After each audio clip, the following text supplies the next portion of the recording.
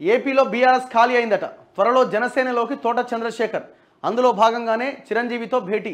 Guntur west assembly నుంచి పోటీకి chance. ఇప్పటికే వైసీపీలో చేరిన రావెల కిషోర్ బాబు.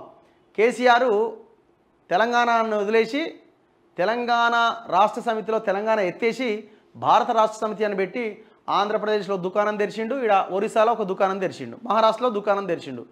ఈడ ఒరిస్సా పార్టీ అధ్యక్షుడు ఆయన పేరు ఏదో గమాంగో ఏదో, ఆయన పోయి కాంగ్రెస్లో జాయిన్ అయ్యాడు, కథం అయిపోయిందాడ.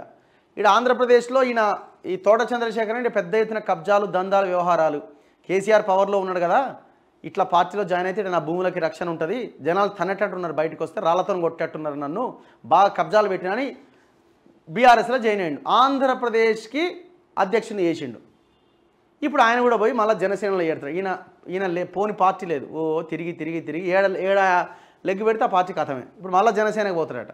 గతంలో కూడా అదే జనసేన నుంచి అదే గుంటూరు వెస్ట్ నుంచి పోటీ చేసిండు అనుకుంటా.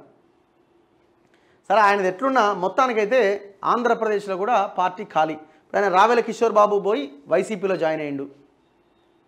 మరి నీ పార్టీ నాయకులు ఇట్లా ఖాళీ అవుతా ఉంటే ఎవడు సపోర్ట్ చేయడు? ఈ తీస్మార్ ఖాన్ ఎక్కడ పోయిండు? మరి ఈయన తీస్మార్ ఖాన్ బుడ్ర ఖాన్ అంటుండు కదా, మరి ఎటు పోయినవా నువ్వు?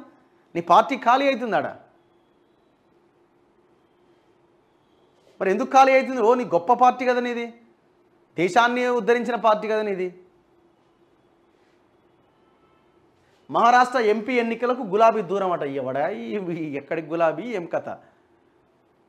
అక్కడి నేతలకు అపాయింట్మెంట్ ఇవ్వని కేసీఆర్ అట. ఫోన్లు చేసినా స్పందించని సమన్వయకర్త వంశీధర్ అట.